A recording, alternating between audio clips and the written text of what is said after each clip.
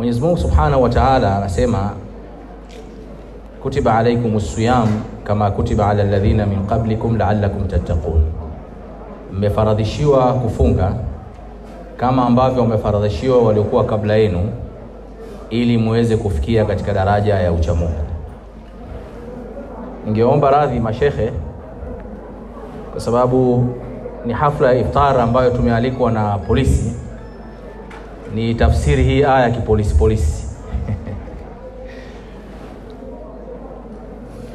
Nasaha ambazo nitazitoa ni tii sheria bila shuruti. Tii sheria bila kushurutishwa. Na hizi nasaha zinatokana na aya niliyoisoma. Takwa ambayo Allah Subhanahu wa Ta'ala anakusudia sisi tuifikie ni kutii sheria bila kushurutishwa. Ndiyo kauli mbiu hiyo ambayo inatumiwa na ndugu zetu wa polisi. Ndugu mgeni rasmi na mwenyeji wetu kamanda, kipindi cha mwezi wa Ramadhani ni kipindi cha mafunzo kwetu sisi Waislamu. Tupo kwenye semina maalum ya mwezi mmoja ambayo tumeletewa na Allah Subhanahu wa Ta'ala. Kwa sababu Mwenyezi Mungu anafahamu alipomuumba mwanadamu alimjalia kuwa na maadui wawili. Adui wa kwanza ni adui wa ndani, adui wa pili ni adui wa nje.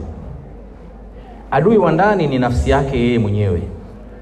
Na ndio maana kwenye Qur'an kuna aya nyingi sana zinazungumzia nafsi na zimegawanya nafsi katika mafungu tofauti. Wataalamu wa masuala ya saikolojia wanatuambia takriban maasi yote, makosa yote, jinai zote zinazofanyika ardhini chanzo chake ni nafsi. Huyu ni adui wa ndani ambaye anamuamrisha mwanadamu afanye yale ambayo anayafanya.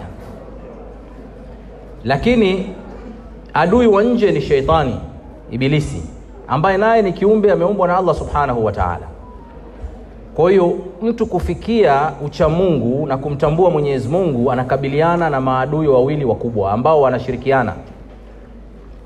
Adui wa nje anataka kuhakikisha kwamba huyu mwanadamu hafiki kwa Mwenyezi Mungu, hatekelezi maagizo ya Mwenyezi Mungu, lakini anamtumia adui wa ndani, kwa sababu adui wa ndani anatamaa na kumlaghai kwa vitu mbalimbali, mpaka adui wa ndani anamruhusu shetani kuingia, halafu yule mtu anafanya yale matendo.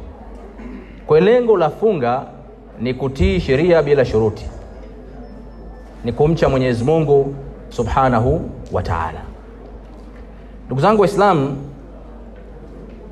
adui wa nje hawezi kuingia bila nafsi. Kwa hiyo nafsi ndiyo dirisha, ndiyo mlango ambaye shetani anamuingilia mwanadamu na kumfikisha katika maasi.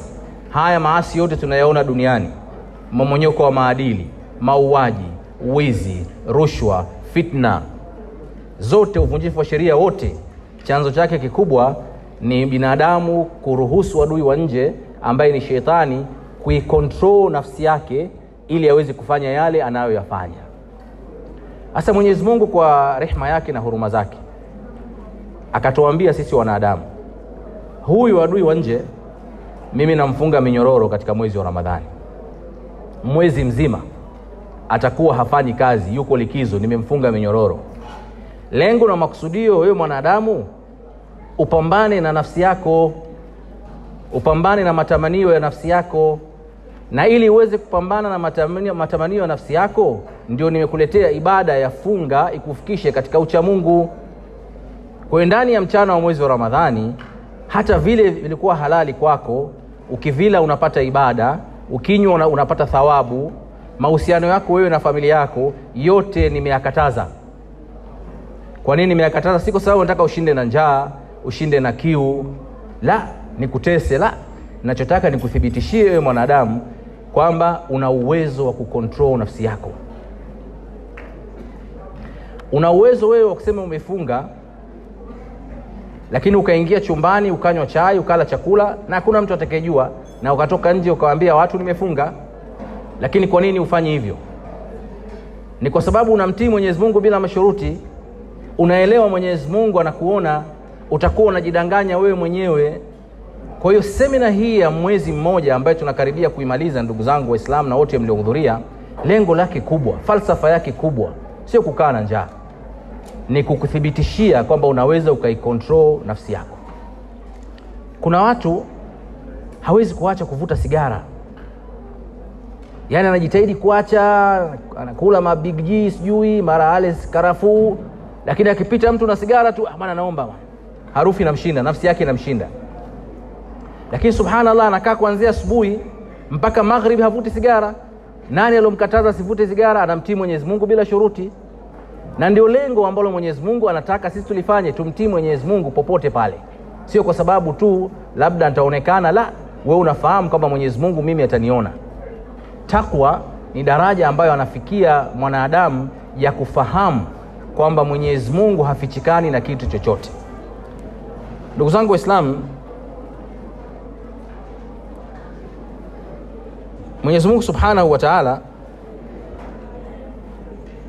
ametukataza kufanya madhambi ya siri, na katika nguzo ya ihsan Mwenyezi Mungu Subhanahu wa Ta'ala amesema kupitia kwa Mtume Muhammad sallallahu alaihi wasallam, maana ya ihsan alomtuma Jibril alayhi salam, an ta'budu Allah ka'annaka tara, ni kumwabudu Mwenyezi Mungu kama vile unamuona.